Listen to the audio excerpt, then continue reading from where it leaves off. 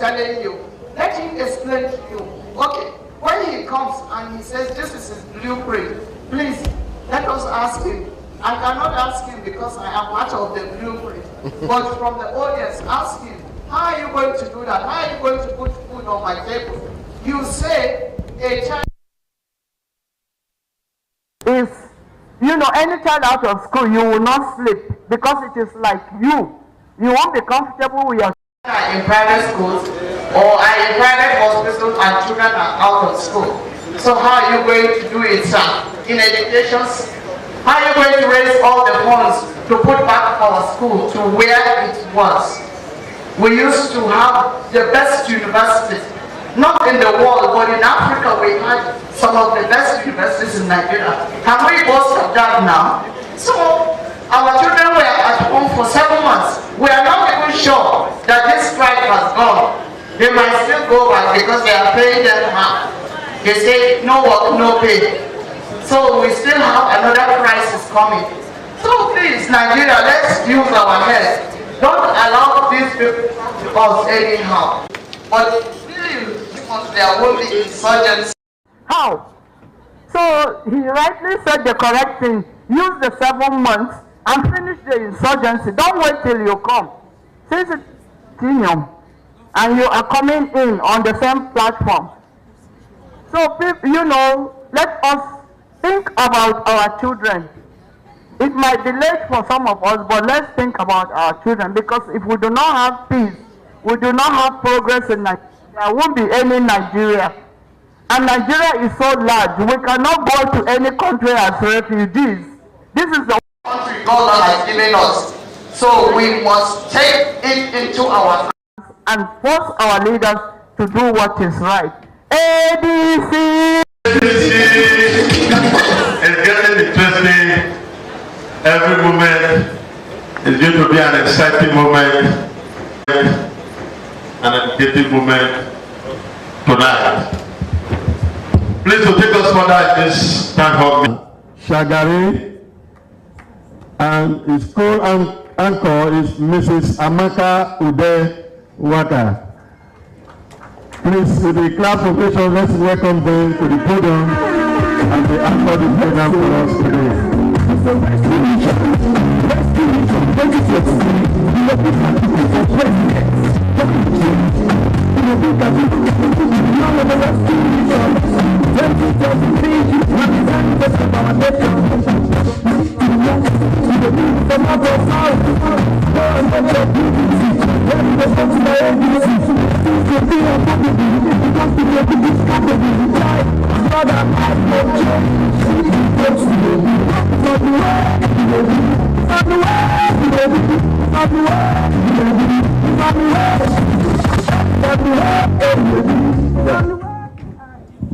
Good evening, ladies and gentlemen.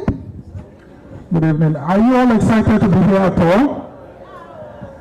Can I see the great ADC party members who want to change this country for good?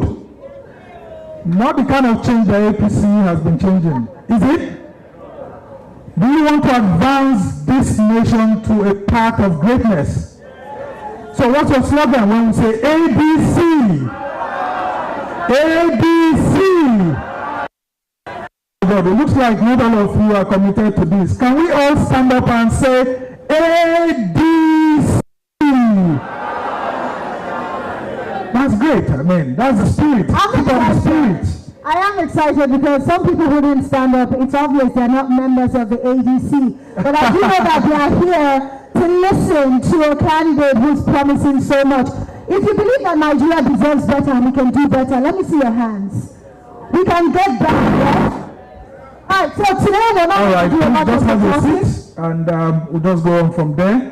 I'd like to start by saying ladies first. I think her name wasn't properly pronounced, so it's better when we hear the name from the horse's mouth. So let's start with you. My name is Amaka Ude Walker. I work with Arise News. I'm a senior correspondent and a news anchor. And of course, this is the able Sangma Shagari Sambo. Thank you so much. We deserve a round of applause now. How about?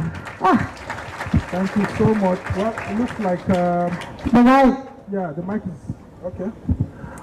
All right, thank you so much, everyone. We want to salute your courage because it's not easy actually seeing lots of Nigerians who believe in something different from what others would want to belong to. I mean, most times when I talk about politics, I talk about legacy political parties and the way they've led us all through the years. And when we see new political parties like this trying to share ideas, most of their ideas actually make us to actually believe that there is hope. Because I mean, how many of you would want to just have only two airlines in the country, for example, or have everything in this world just two? I mean, there will be monopoly. But when we have political parties like this breaking up, trying to break the frontiers, irrespective of what's happening, we feel very, very happy.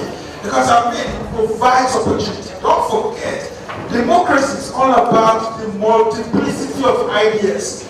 It's not a binary of ideas. That's saying it's either black or white. I mean, in the whole world, we can see we have several colors. Here we have blue, black, yellow, green. That's how life is. But just imagine all of us wearing either white or black. What will it look like? It will look like we're all in a funeral. So we celebrate ADC as a political party, and we're glad to be here. We're honored to be here to help you understand some of the issues that have been put together by several candidates. So we have been told that we are expected to bring one of the candidates running for one of the positions up here. We'll hand over to my colleagues to actually do that. Of course, I'm sure we're all excited to hear from the man himself, Dumebi Kachuku, but we'll have to wait a little longer because the ADC is not just fielding a presidential and a vice presidential candidate. They also have candidates running and vying for other offices. So we're going to start at home, here in the FCT. Yeah. So ladies and gentlemen, if you are not so tired, please give a round of applause to the ADC Senatorial candidate in the Federal Capital Territory here in Abuja, where we're at. I can't hear that round of applause. Mr. Paul, welcome. Young man, that's one thing I like about the ADC that gets me very excited. Very young, vibrant Nigerians who believe that this nation can be better. Paul Abasi, thank you for being here. So much for joining us, and this is how the format is going to look like. It's actually a town hall meeting where we'll be having a multiplicity of questions. We'll ask questions, hear from the candidate, and then of course, during the brief sessions that they have, tell us what we intend to do, and from there we'll take questions from the audience, we'll reflect it back to the person who we've invited, and from there we'll take it up. And so we'd like to salute your courage for having been patient enough, but I can tell you we'll all try to keep this to time and get the best out of the candidates. Now, we're going to give the candidate 5 minutes to have an opening remark on his decision to seek the senatorial ticket of the Federal Capital Territory. As we all know, every other part of the country has 3 senators, but in Abuja it's only 1 because it's the nation's capital. And it's actually modeled like after, Washington in the US. And so we will be having this gentleman talk to us about how he intends to change this. And so we hand over the microphone to him for his opening remarks on the vision and how to seek your support, and of course, how he intends to change the senatorial district if given the opportunity on February 25th next year. You're welcome, sir. Let's clap for him, please. ADC, ADC. Good evening, ladies and gentlemen. I thank you all for coming out this Sunday evening. Thank you so much. I know after a hectic week of the rest, but you as patriotic citizens decided to come and hear what we have to say. My name is Paul Smith Obasi, and of course, just like I have been introduced, I am the FCT Senatorial candidate of the African Democratic Congress. The world is evolving. The world is advancing. So we need new ideas. We need new laws. We need new policies. We need new ways of doing things. We need new leadership. We cannot continue to stay in retrogression. If you agree with me, what we have in Nigeria is gross retrogression. Therefore, we must wake up and decide we will not be part of that retrogression. We must be a part of a society that gives hope to the next generation. We must be part of a society that works for everyone, not just a few who are constantly smaller and richer. We must decide to sit on the table of children and say, yes, I played my part, I did my best, and yes, it counted for something. So tonight or this evening, I encourage you, your name ballot, but you have what it takes to put name on the ballots on in positions of authority. When you go out next year in February, decide that you will do the right thing. We are in a society where money dictates the way people think and the way they behave. But we must begin to leave those old ways and embrace the new ways of doing things. Our collective decision will decide the next 10 years, the next 20 years of Nigeria. We are in a big mess. We are in a big mess. You must understand that as a nation, we are in a big mess. The best of our young people that are living this country, the best of our professionals that are living this country, going outside this country with all their abilities to make life better for other people around the world. And why can't our lives be better? The only way we can that place where our lives will begin to be better when we have right leadership. So please, this evening, I've come to tell you that myself and my party, our President Lobika, we have what it takes to lead Nigeria.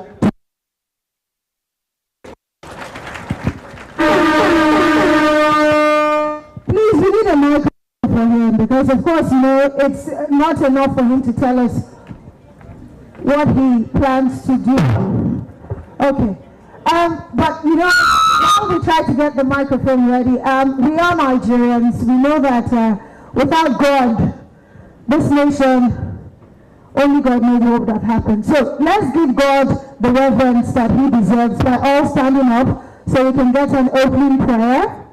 Yes, we wanted to leave this until the presidential candidate is here, but I mean, you are the party members, so the reason why we are here, and you have asked that we actually commence it with prayers and before the presidential candidate comes. So before the national anthem for the presidential candidate, but we would have to start with the opening prayer. So can we just have two volunteers, one who is a Christian, one who is a Muslim, to help us open this floor? Very short prayers to be precise.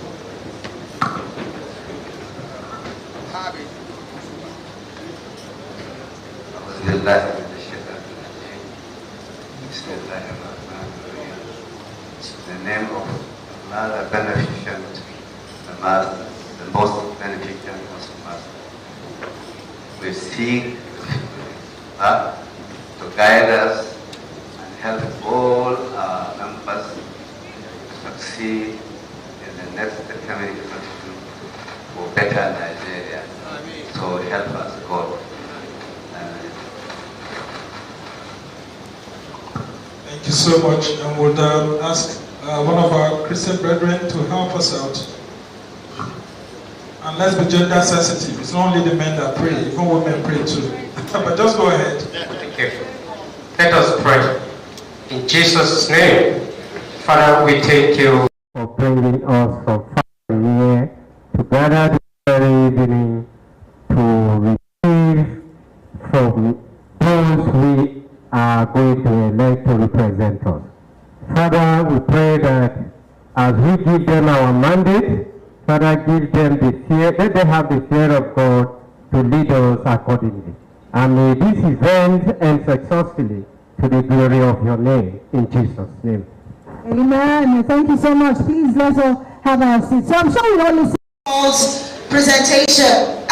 But Paul, we're just going to ask you maybe one or two questions, so that way we interrogate some of the promises that you're making.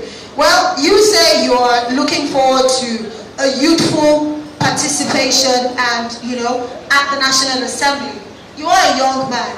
But let's not forget, the Senate in the FCT has predominantly gone to one political party. The current senator, Philip Aduda, he's been there since 2011 and he's seeking another term. So tell us what the issues you have noticed in the Federal Capital Territory that you intend to change for the people of Abuja and why they should go vote for you come February next year. First of all, I want to say that Abuja's time has expired, and he has done his best, but it's not enough. It's not enough. There are so many issues with Abuja. The state of every capital reflects the health of the nation. You can clearly see that Nigeria is sick. So definitely the capital is sick. Now, one of the numerous problems we have here in FCT is that the FCT Act has not been fully implemented to benefit the individuals of this beautiful city. So those are one of the things I'm going to make sure they're implemented. And the development of FCT has faced a very sluggish process. Now, from the inception of the FCT, it was anticipated that between them and 30 years, that 100% of its development would have been accomplished. But this is 40 years, and we are yet to see 25, or so we are only seeing 25% of the FCT being developed. Why is it so? Because those we have saddled with the responsibility of representing us to echo our minds are not doing their job. Of course, Aduda is one of them because he holds the highest elected position in this city. He has not done that. Number two, you can agree with me that the human capital development in this city, we can say it is zero. Now let's look at the indices used in measuring them. You look at health, you look at housing, and all of that. We have failed in this area. Affordable housing is a big issue for young people, and these young people are the highest residents in this city. Affordable health care. You see a lot of young people working, no health insurance, no pension. Someone ought to fight for them and say, no, our labor laws and our labor policy in the FCT needs to be reviewed, right? Our housing policies and housing laws needs to be reviewed, right? You see young people living in slums called villages. It's not acceptable. Young professionals. Now tell me, why would these young people seek for better life outside Abuja and outside Nigeria?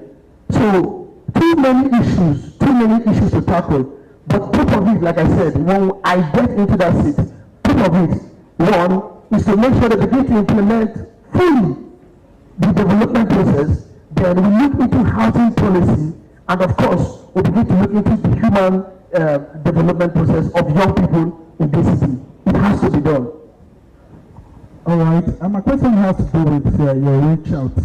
The FCT consists of 6 area councils, and some people argue that ADC doesn't seem to have the spread the city center. What are you doing about that to ensure that those within the hinterlands of the Federal Capital Territory are able to receive your message? And secondly, when you look at how Abuja is at the moment, you discover that the budget, the yearly budget of the city has been, it's sort of choked by all sorts of things here and there. The minister who is an unelected person doesn't seem to care about other areas outside the city center more. His allegiance is more to the president rather than the people. And I think that in every developing society, wherever anybody lives and pays taxes, the person who is heading that particular municipality or government deserves to talk with the person who is paying taxes to tell him or her what the taxes are being used for. If you get into power, you will be the only person who is at the highest level of authority that is elected in Abuja. How do you intend to relate with an unelected minister that is imposed by the president, who who constitutionally happens to be the governor of FCT, because not many Nigerians know that on the day you elect the president of Nigeria, you're also electing the president as the governor of FCT. How do you intend to walk through all of this? And can we make it better? Change the constitution so that we have an executive position that's contested for, like mayoralty? Or what do you intend to do? Are you happy with the current structure? Of course, okay, I'll answer the question. Let me answer the second before the first. Of course, I'm not happy with the way Abuja has been being run, especially from the office of the minister, which is an extension of the office of the president, right? Now, the FCT Act says that there must be a mayor that sees over the affairs of the FCT. But this has not been implemented. Why? Because we have a senator who is not working for the people, who is not expressing the mind of the people. Now, it is very simple. When I sit on that seat, I will make sure the minister does his job. And his job is to make sure that the people of FCT get what is due to them. I will not fold my hands. We will follow through the diplomatic process, make sure every policy that is being rolled out concerning the FCT is being communicated with us. We sit down and analyze all policies. But I tell you, it will not be easy for any minister that will be sitting in the FCT when I will be there, because it will be tough. The minister must do his job, and his job must reflect on the lives of the people of the city. Number two, which is your first question, you asked what is my party doing? Well, I will tell you beyond my party. If I wait for my party, then I'm not ready to win this election. My party is doing their best. I will not tell a lie. But if I wait for them, I will not win this election. I have been doing a lot. Yesterday, all through yesterday, I was at Kwali, moving from one ward to the other, making sure that the people of Kwali, they know what we are doing. We've been to Abaji, we've been to Babalada. We have been well represented in all of these places. Of course, we need to do more, which is why we're on ground. We are doing our very best, Please understand that we don't have stolen money. I'm just a young candidate, and I'm sponsoring my election with my hard-earned money. I'm just 37. Only about maybe 12 years in the labor industry. So I'm doing my best. I'm doing my best. Thank you. Thank you so much. Please, it is up.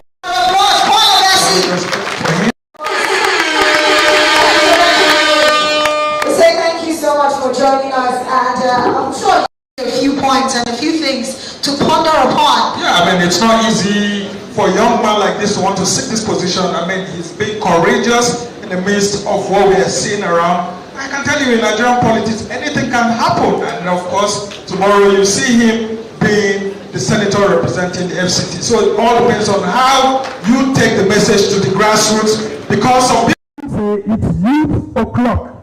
Absolutely. We're seeing the numbers.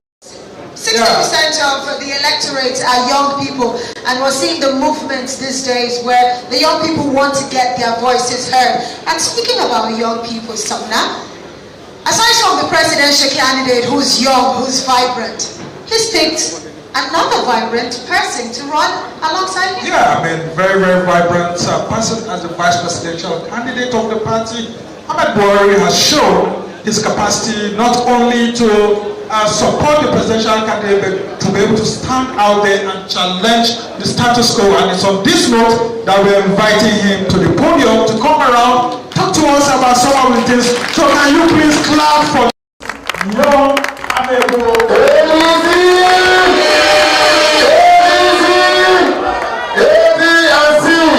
So we can see that ADC is youth friendly. When I give you absolutely. Have your seat. Thank you. So we are going to give you 5 minutes as your opening comments. Just talk to your party members and those Nigerians and all your party members that are here to just see and hear from you and your presidential candidate on the reasons for this town hall meeting. So the floor is yours, sir. Thank you very much. ADC! First of all, I want to thank all of you for coming, because I know what political campaigns are like. I know that you only get people to come for political meetings knowing fully well that they're going to be mobilized. I know that they're going to be parting away with certain gifts, monies and stuff like that. But now we have people in this hall who have come from far and near, knowing fully well that they are coming just to hear superior arguments, superior discussions. Just a round of applause for yourself. About 7 months ago, Mr. picked me as his running mate, and from that moment to now, we faced a lot of hurdles, a lot of trials and tribulations. But I think what is most important is the fact that we have remained steady, we have remained firm, and we're going to the polls. Now I know that there is still skepticism from some quarters with regards to whether we are contesting or we're not contesting. Some people have mentioned the situation with our party, but I want to assure you that all is well. And no doubt, I'm very happy that when we're coming into the hall, I saw chairmen from all the 36 states of the Federation, including Abuja, with members of their party who took time and strain and personal resources to be here. I want to say welcome to everybody, and especially the women that agreed to come along. Many people have asked us why we're different. Why is the ADC different? Why is the Ahmed Buhari campaign different? And one thing I know we have decided to tell everybody is no matter the ministers we bring from China, from Germany, from the United experiences that they have, we have seen them gotten into government and failed. Some people have also asked, is it that all the politicians are bad? How come, no matter how many times we change politicians, after 4 years or 8 years, we still cannot find results? Well, we're here today to tell you that the formula has not been played right. And it's important for us to understand that the entire 3 arms of government, talking about the executive, the legislative, and judiciary, will continue to work really hard, no matter how honest they might be, and pass all those policies and projects through to the civil service structure, which I call the gatekeepers. The civil service has got the ministries, it's got the police, it's got the army, the paramilitary, and what have you. And these guys are the implementers. They are still to work together with the executive, or the legislative, or the judiciary, will never be able to get us the dividends of democracy that we desire. Which is why I would want us to, for a second, shift the conversation a little bit to how do we want to manage the civil service structure. How do we want to ensure that the civil servants that we are depending on to save us, to checkmate the executive, who have brought projects that will help better our people to see the light of day. So many of us get carried away and we think, oh, it's the politicians. But I bet you, the next government is going to come and we're going to keep complaining. Why is the civil service structure not working? Why would the civil servant commit himself to the success of Nigeria, knowing fully well that he cannot guarantee his pension or gratuity when he retires? As I speak to you right now, there are people in Sambisa Forest, there are soldiers in Sambisa Forest. He decided to call their wife after 2 months of getting a phone. And he's speaking to his wife and he's saying to his wife, how is Junior? And she's telling him, they've not been to school in the last 5 weeks. They've been chased out of school because of school fees. How do you want this man to be committed to Nigeria? He starts to think, I've got bullets with me. I've got rifles. If I sell to Boko Haram, I get some good money. I send to my family. You lose it. Completely. Go to the ministries as I speak to you. As you stand in front of the ministries right now, as you enter into the ministry, you will see posters of civil servants. Mr. Lekon Salami needs 5,000 naira for medical treatment. Mr. Obina Ibrahim needs 200,000 naira for medical treatment. And this and that. Go back there in 2 months. Obituary, they're gone. And their colleagues are looking. Their colleagues are looking and they're thinking, wait a minute, am I going to be patient and do the right thing? Meaningful whether I don't have any health cover? I told her I didn't want to talk. She said I would talk. Ladies and gentlemen, there's more in store. I know we have to move to the next phase of the event because of the project. Thank you very much. Please deserve a round of applause. He deserves better than we're giving him. Ahmed, well, give him a round of applause if you do. Presidential candidate of the ADC, and of course a rescue mission, and we mustn't take it from the fact that it takes courage to want to confront the APC. It takes courage to want to confront the PDP. It takes courage for a party like this to want to stand and challenge the status quo. And I can tell you, parties like this, it gives us hope that Nigeria can be better because once you don't challenge the status quo, of course, the status quo will remain. And that's what is telling us right now. We've been informed that the presidential candidate himself is around, and pretty soon he'll be coming here to come and deliver the state of address. That's how I like to call it. And of course, Amaka, what do you think? Your own judgment as a journalist will be the main thing that maybe Kacha will be saying here when it comes up. So at the end of the day, going with the kind of mess Nigeria is in at the moment, some would say Nigeria is literally facing an existential crisis. And if we don't get it right in 2023, it might take us a long time before we can get it right. And seeing a young man like Dumebi who is challenging the order, I like to call him an expert of all sectors. Very eloquent. What I am looking forward to very professional. Is Dumebi coming up here, giving us that hope. He's saying he's on a rescue mission. We need to find out how he intends to rescue us from the mess that we're in. So ladies and gentlemen, I don't want to hear my voice or Samna's voice. So if you're looking forward to hearing the man of the moment walk up the stage and deliver to us how he intends to rescue Nigeria, please, let's be on our feet as we give a huge round of applause for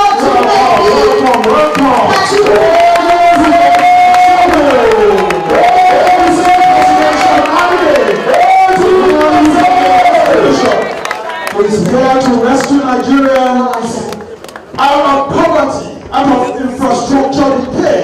He's here to offer his services to the people of Nigeria. And you can see the rescue mission.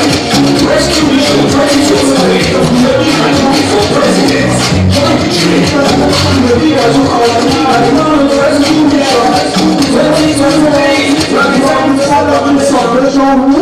And I can tell you that this is not a presidential candidate that's afraid of debate, that's afraid of town hall meeting.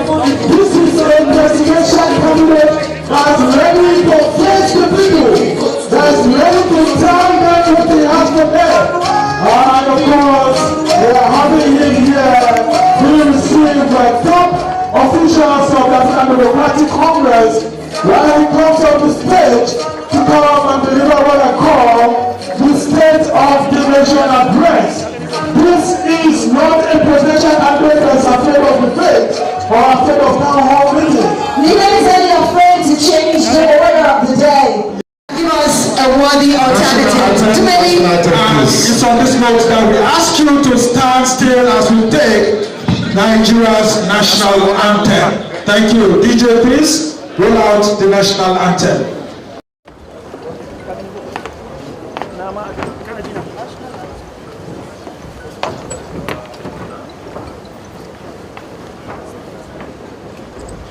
DJ, all the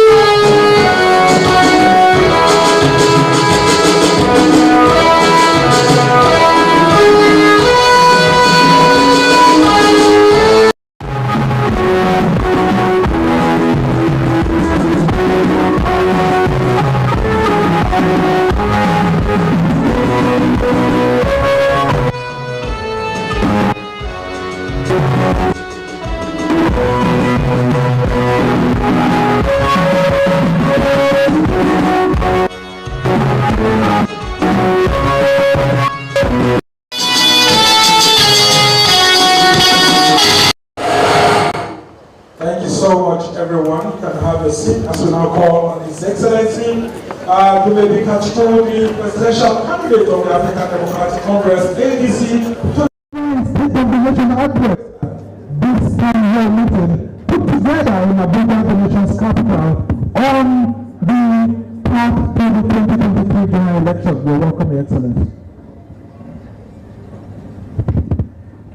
Good evening, everybody. It's not easy to get people out on a Sunday evening. So I thank all of you for coming out this Sunday evening. And it's not easy to get people out who are not affiliated to a party to come for an event that is party affiliated. So for all of you who have come out here this evening, I thank you very much. I'll go straight into what I call my argument.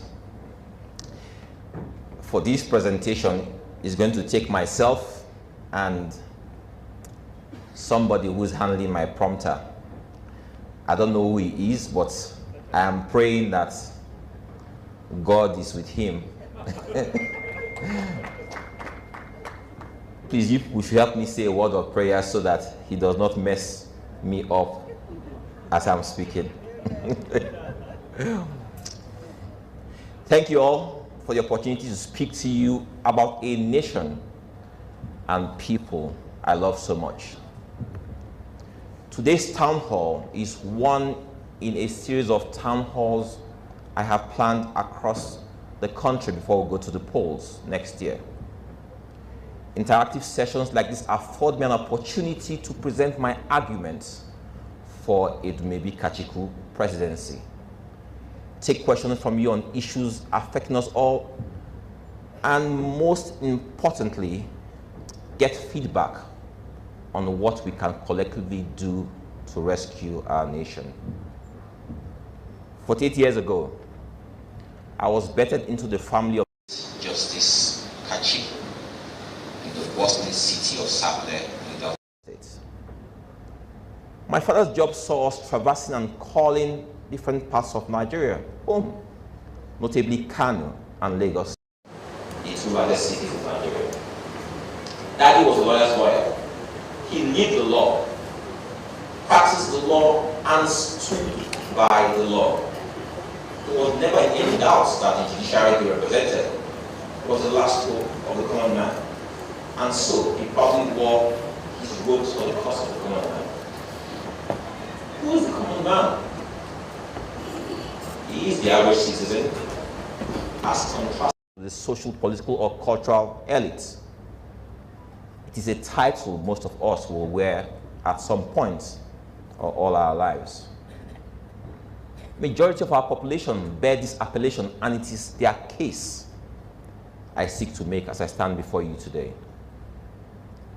The realities of their existence in Nigeria are well known to us all, and so I will not rehash challenges we face as a nation or the monumental failings of the Buhari APC government.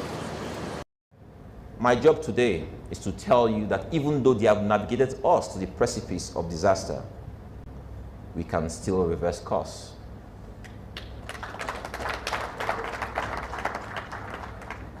Even though they scammed us with their failed promises, there's yet hope for us. Running for the highest office in the land was not a decision I made on the spur of the moment, but one that has been defined by the very essence of my life.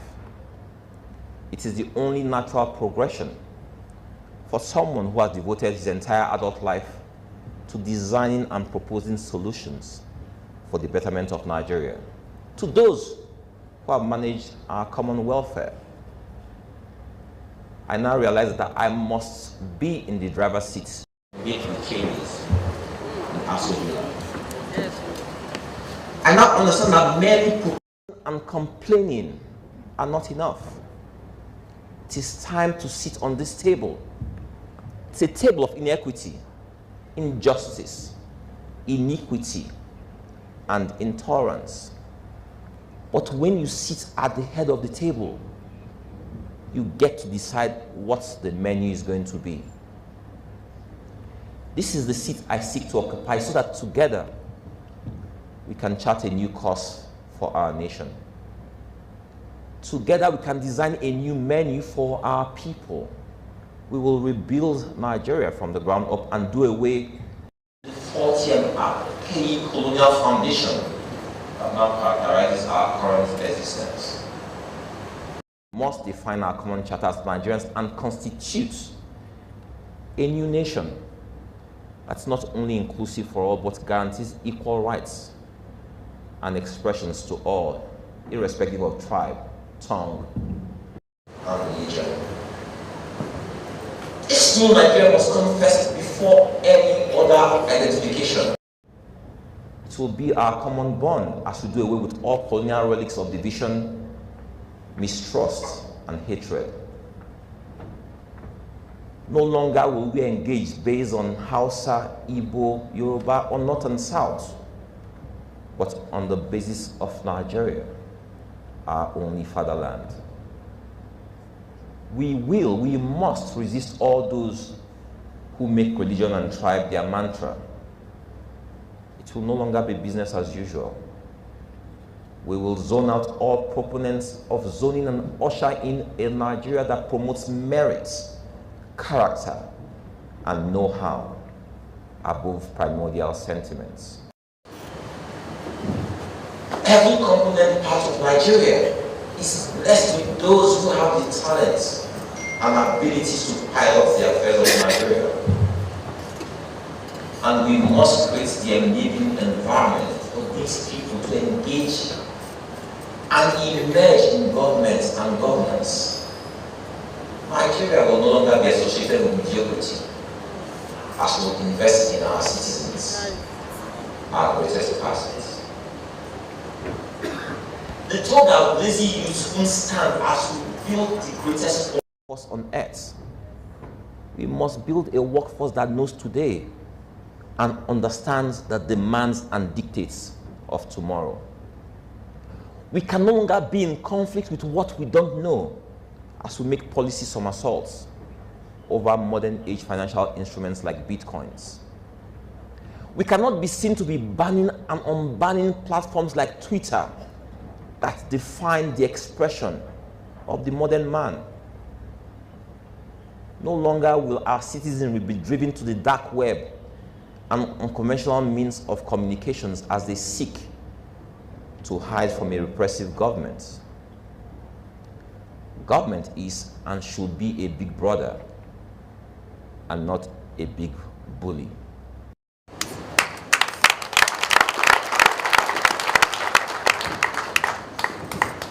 Millions of our citizens will still live without light and potable water in the year 2022. This is unconscionable. There's no rocket science to generating power, neither is there magic in distributing power. Our debilitating challenges are man-made, and we must use an iron fist in crushing those whose decades of evil practice in our public service space have led us to the brink. We'll treat those who sabotage our nation and way of life as saboteurs. We can't have different rules for different criminals.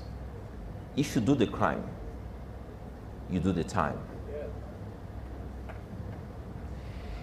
If given the privilege to lead you, to be your president, my first executive interface with National Assembly will include a bill I have dubbed the Nigerian Patriot Act. It's a bill of equality and fairness. It's a bill that says we are all in this together. It's a bill that ensures that public servants cannot use the privileges they cannot provide to the common man. If you desire to be in public office, just like I desire to be, you must use the same services the masses use.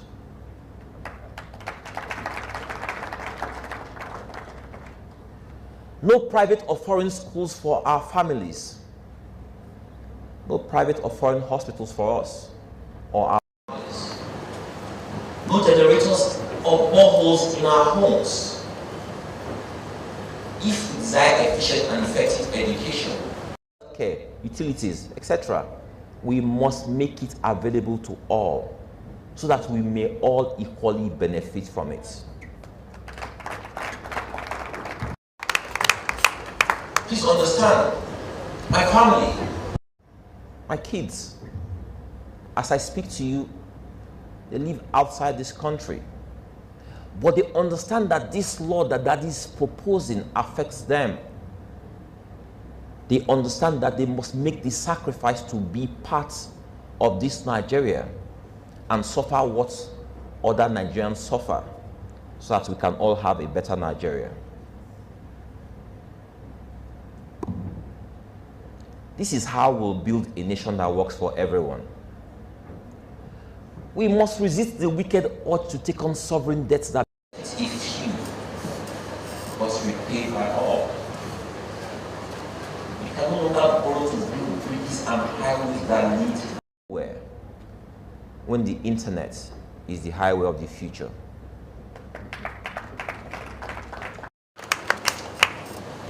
Borrowings must satisfy the criteria of commercial viability while providing much needed basic amenities. We need governors who understand that the internet is the highway of the future. As you build roads, you must build critical broadband infrastructure. We will make broadband available and affordable for all, because this is the only leverage our kids have to compete in the new world. I will work with the governors on a plan. This is the federal government investing in national transport, power, and telecoms, while the state governments and private sector participants focus on state distribution.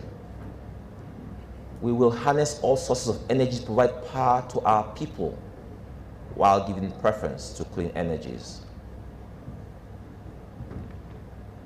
We must replan our cities and build up modern infrastructure across our country so as to reverse the rural-urban migration that threatens most of our communities.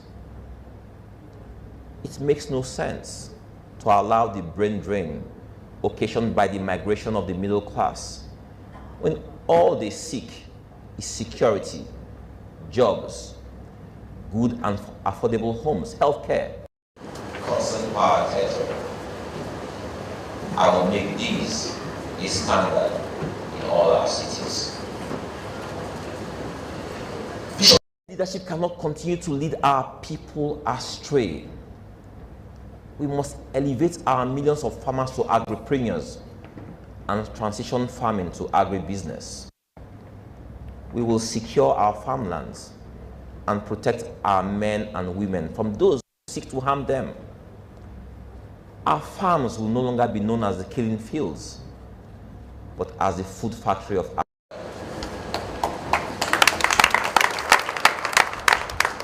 Providing millions of good-paying jobs for the middle class. For too long, our people have cried.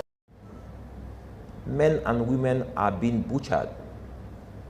Orphans and widows created by the minutes.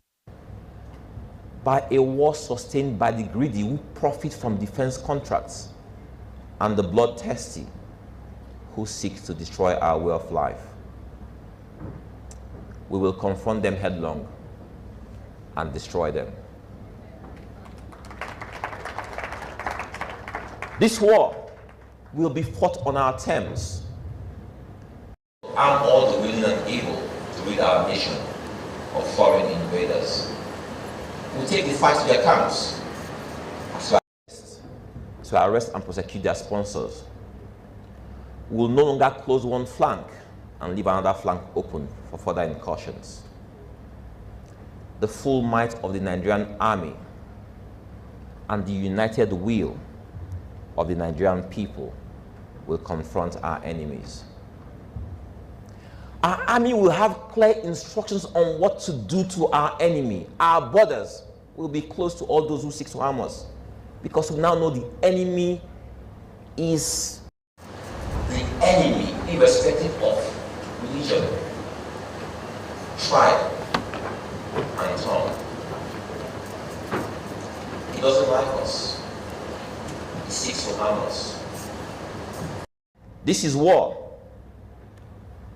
Nigeria will win this war. Nigeria will win this war. My administration will avenge the lives of all soldiers and civilians killed. They will pay a huge price for their folly and be told in no uncertain terms that Nigeria is not a no man's land. This is my promise to you.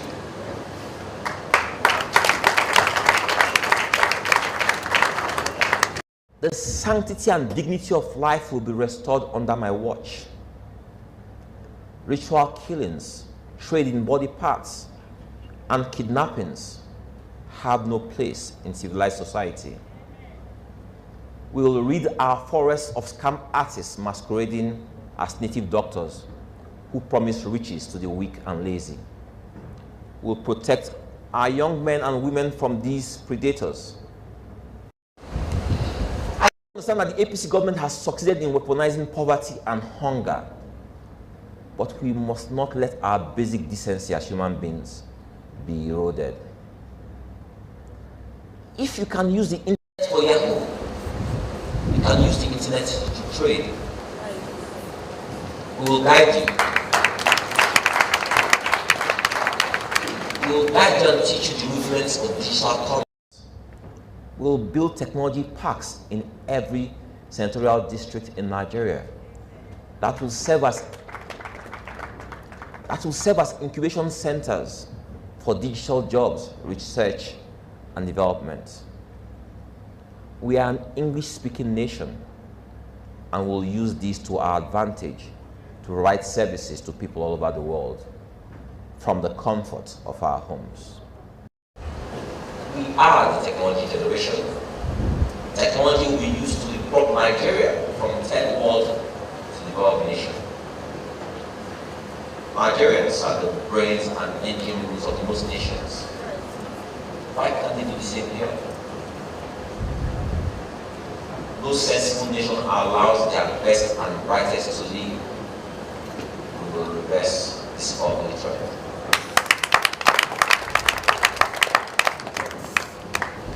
Nigeria will work again for everyone.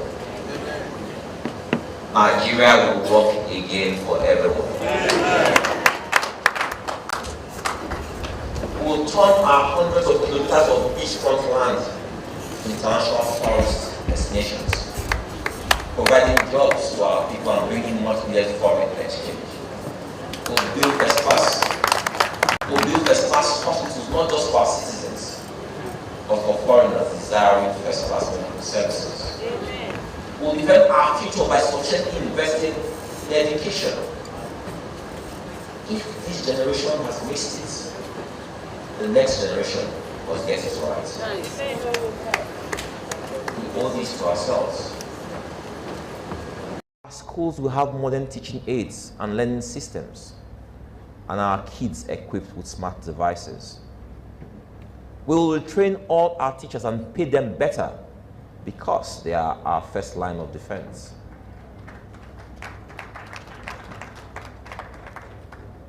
Our women, our precious women, will join us on the table of equality.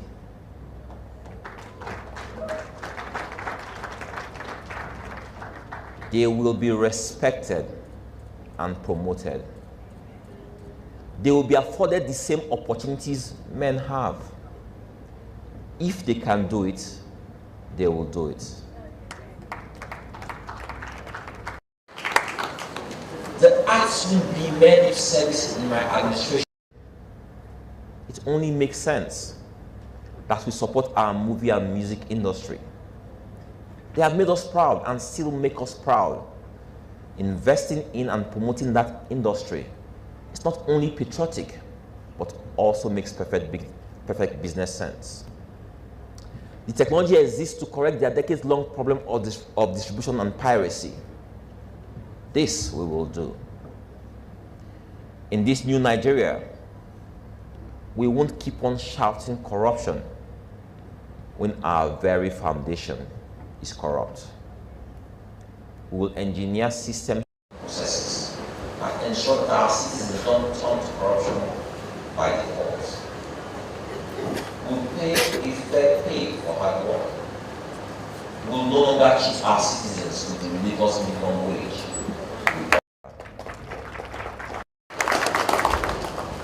Knowing that we need them no other option than to stay. We will engineer systems and processes that block and eliminate avenues for corruption.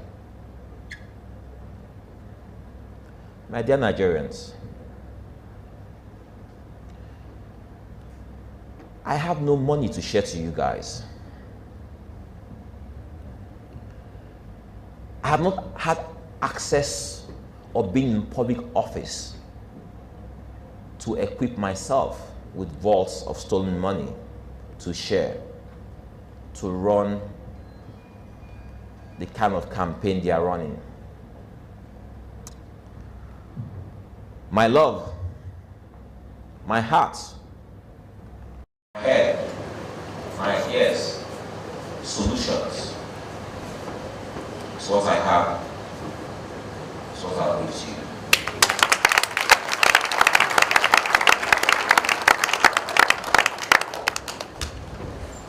I will always lead in love and by example. I have told your story today because mine is not as important as yours. I am you, and you are me. We mustn't continue to recount the sorrows of yesterday. The carnage and blight of the NSAS protests will never, ever, ever repeat itself.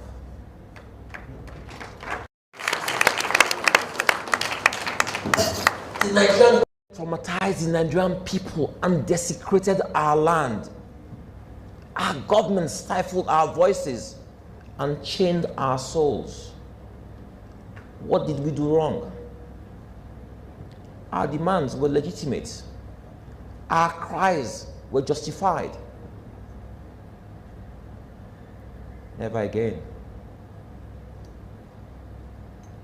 Never again.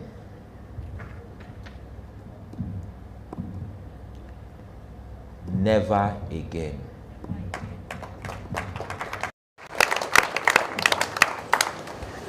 We will fight for today and defend our tomorrow. We can do this. We must do this. This is why I'm running for office. This is why I'm running for the highest office in our land. It is the office of the Nigerian people. Under my presidency, this office will serve and protect the Nigerian people.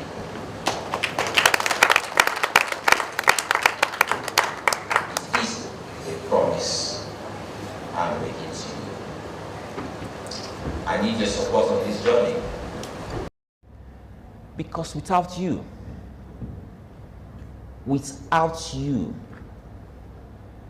I can't do this.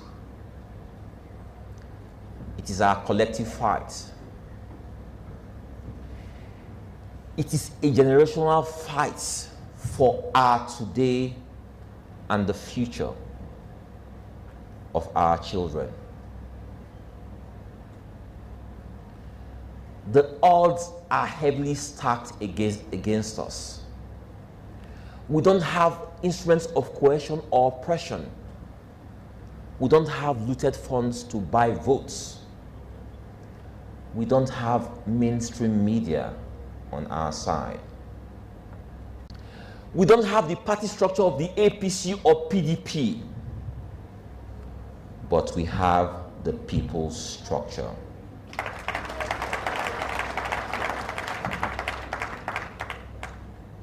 I stand today on the wings and aspirations of over 215 million Nigerians. I stand here representing your hopes and dreams of a Nigeria that works. It is possible, and we'll make it happen come 2023.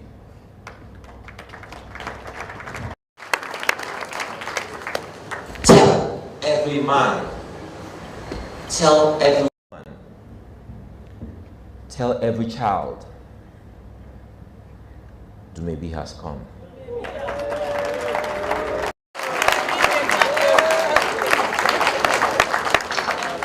Let the echo of Dumebi has come ring from every doorway. Go to the marketplaces and tell them Dumebi has come. Dumebi has come is the cry of freedom. Dumebi has come is the cry of freedom come 2023. 2023 won't pass us by. Yes, sir. No matter what they do, no matter what they say, no matter what you see on the front page of papers on a daily basis, no matter the doubt you have because of what you hear, understand this, that in this journey, one with God is majority.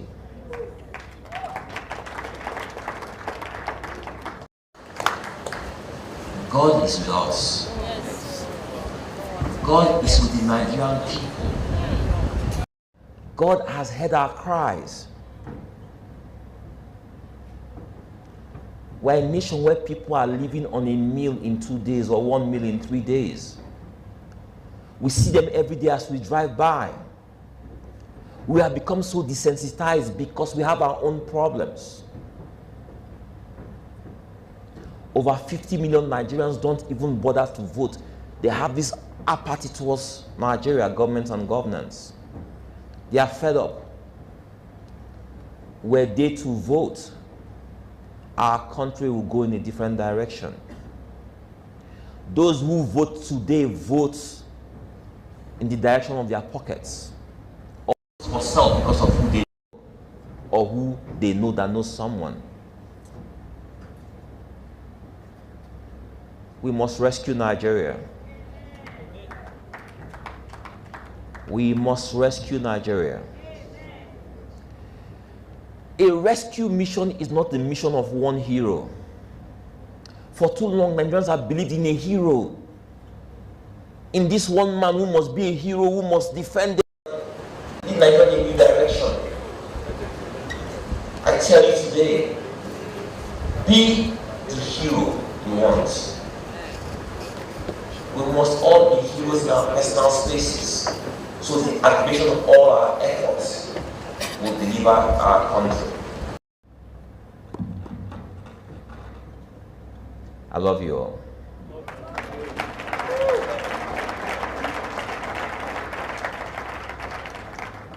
I love you all. I said to myself that I will be the president who is comfortable telling Nigerian people on a daily basis that he loves them. I will never get tired of saying this. Love brought me here. Love will take me to Ashokuya.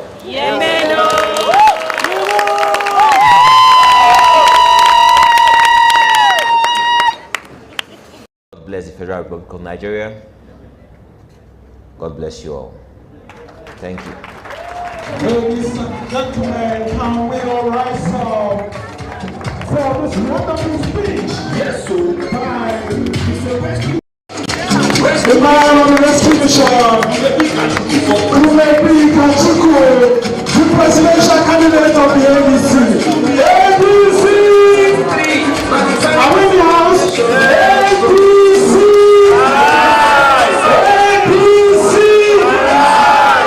Arise! ADC! Mama, I know some people do here. Under this man, rice not going to reach 50,000 naira per bag. I'm not believe. Say amen to that. That's it. And we can see that under this man, he's promising a reform for ADC. Okay. Please give yourselves a round of applause and take your seats. Clap for yourself, and we can see that our presidential candidate has done justice to the issues of Nigeria. We're in need of good governance, and you can see there himself and Ahmed, because this joint ticket that we have is Dumebi and Ahmed, and I can tell you that they are different from the regular politician. You can see even our mommy here, who is the senator, who is to be in the other party. She's not looking like those who are in the other party any longer. She has been converted. You can see she's looking beautiful. Senator Patricia Bashiki, please can you stand up and just say hello to everyone?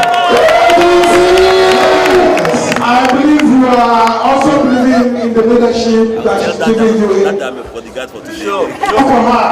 Let's clap for her for the leadership that she's providing for the ADC. Absolutely. Who is excited after that speech? If you're excited, let me see your hand. One thing that stood out for me amongst many things is the fact that he's saying governance is not one man. It's a collective effort. And that's the mistake some would say in Nigeria we've made in the past, where we believe in one individual, forgetting that the problem we have is systematic. There is no Messiah. Nobody's promising you he's a Messiah here. And that's what we need. Nobody should tell you that he can solve all the problems. After all, we saw that in 2015. And when you put one man at the center, then it becomes a problem. So every one of us deserves to create the change that we want, to create the growth that we want, and the development that we want. And that's why I'm happy when I hear new things, because he has provided some new solutions. He talked about promising first-class hospitals, not just for Nigerians, but even foreigners who want to come here. And I'm not surprised that he brought us to a place called A-Class Event Center, because this is an A-Class presidential ticket. Thank you so much. Sumner, so much to really look at tonight. And ladies and gentlemen, this is a town hall meeting. So it's not just about the candidates coming and telling us all he plans to do and how he intends to change the narrative. He will have an opportunity. Ask him any question. No area is a no-go area. Yes? Do I have a confirmation? But at the end of the day, make sure the questions that you're asking are the things that affect you, that you want to see things done differently. All right? And please, when it's time to ask those questions, make sure you keep them precise. Go straight to the point, so that way we can, get him to really give us those solutions that he has for Nigerians. All right? So, ladies and gentlemen, as he catches his breath, Sumner and I are just going to set the ball rolling. Of course, as it stands right now, the ADC, first of all, we've not seen the manifesto. So we have to start by explaining why that isn't. So that way,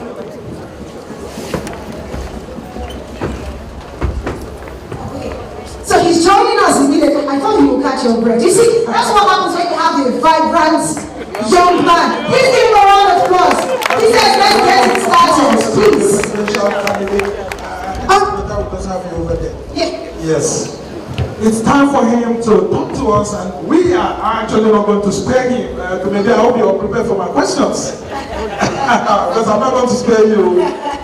Now, so rock you won't go. Yes. Not the government house for one state too. Ladies and gentlemen, we are happy to have the presidential candidate of